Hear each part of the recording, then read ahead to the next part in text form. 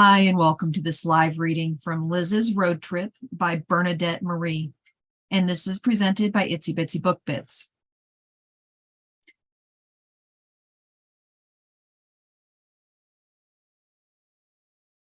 Chapter 1, The End.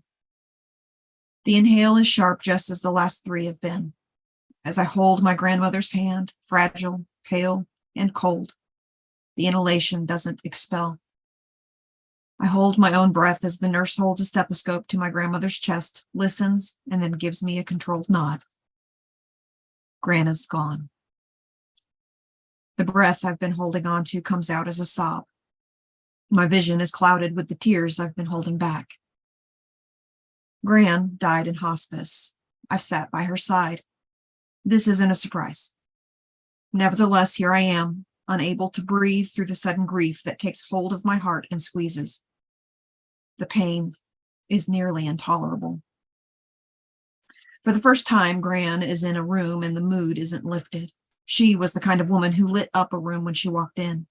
She loved everyone she ever met, and she loved me the most. A hand comes to my shoulder and rests there. There is no need for words.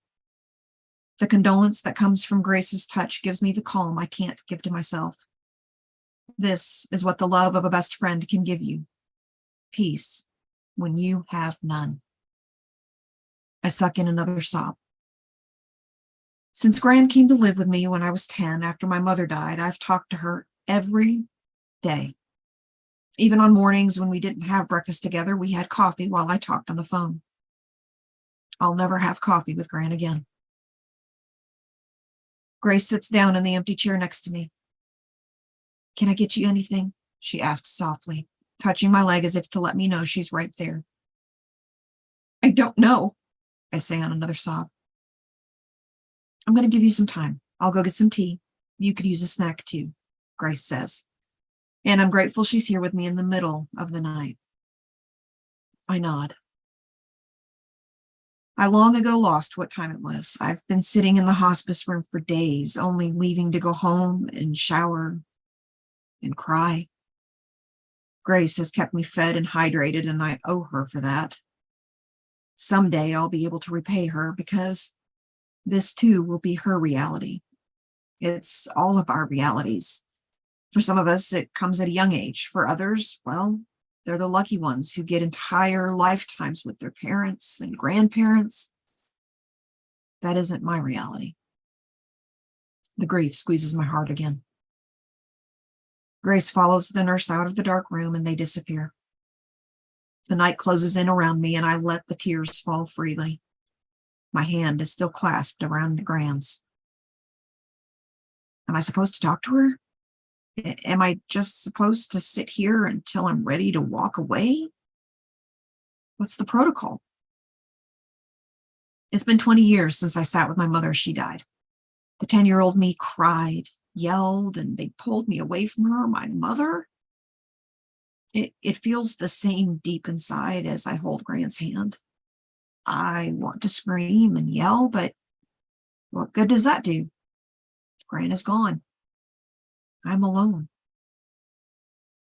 I wipe the back of my free hand over my wet cheeks. I will cherish being here with Gran at this moment of her death as much as I will the past 20 years together.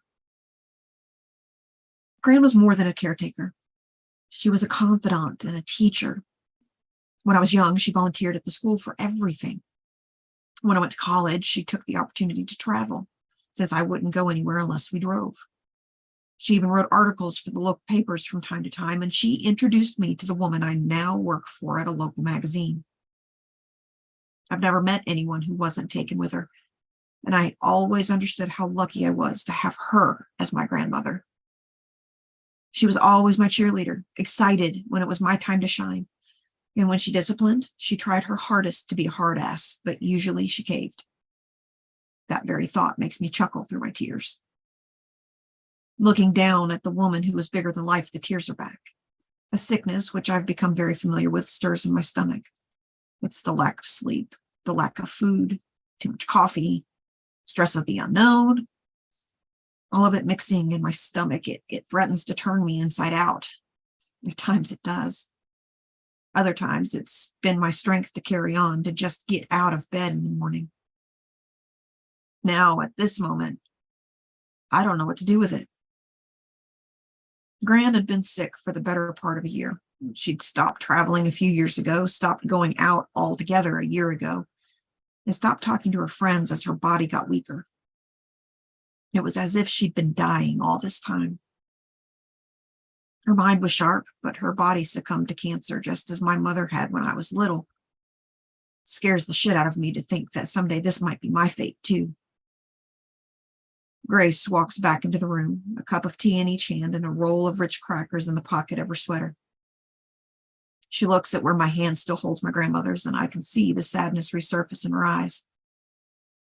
Grace has been around Gran as long as I have. I know she feels this loss as deeply as I do. They say to stay until you're ready to go. No hurry. I have tea for you and some crackers. I'll take my tea out into the hallway, she offers, but I shake my head. Don't go. Stay here with me. My voice is weak, and so am I. Grace nods, sets the cups on the tray behind us, and takes the open seat again. Needing her more than I ever have, I reach my free hand to Grace, and she takes it and holds it in hers. Sitting between these two women who have loved me through every up and down, I bounce between acceptance, graciousness, anger, love, bitterness, and the cycle continues. Grief is a weird and vicious monster, and this is just the start of it. There's a lot to do now, I say, clearing my throat. We'll work on that later. Whatever you need from me, I'm here, Grace promises, and I know that's true. There has never been a time when Grace hasn't been part of my life, and this is no exception. I'll need your help, I plead. And you know I'm here. Tonight, when you're done here, we'll go home and get some sleep. You can make the phone calls you need to make in the morning, and then we can go through her plans and get her funeral situated. I laugh weakly, shaking my head. She doesn't want a funeral, not a traditional one, I say. Grace leans her head on my shoulder. You'll do right by her. You always do. I owe Gran everything. In the final act of getting to do something for her, I will make sure she's honored. Swallowing hard, I looked at the frail woman in the bed. This isn't the way I want to remember the woman who raised me since I was 10. I want to remember the vibrant woman who sang songs and made up stories. I want to remember the woman who, no matter how old she was, turned men's heads. I want to remember the woman who stepped into my world and gracefully eased me into going on with life without my mother. However, the image before me is seared into place now. Cosmo! I nearly shout out the name as I sit up straight in the chair. Grace nods slowly and smiles. I've been taking care of him. He's fine. He's got food, water, litter, and I hid some snacks around the house. I even turned on the TV. I ease back in the chair. Yes, Grace has always taken care of me, especially when I can't think straight. Thanks. My pleasure. I hate that cat, I say weakly, and Grace laughs loudly and then covers her mouth. You do not. I wouldn't say that in the presence of your grandmother. Oh, she knows, I admit. And she also knows I'll take care of him. Grace grins at me. That cat is going to be your saving grace. I roll my eyes and then my shoulders. You know what's wrong with you? You're always so damned optimistic. Someone needs to be. Your pessimism is stifling. I pucker my lips so I won't smile. Then I rest my head on her shoulder and sit there for just a little longer. We sit in the dark room in the middle of the night in silence for just a bit longer. I know that when I walk out of the room, that's it. This is the last time I'll see my grandmother, the last time I'll touch her. The moment is suspended in time as long as I sit here. I'm just not ready to say goodbye.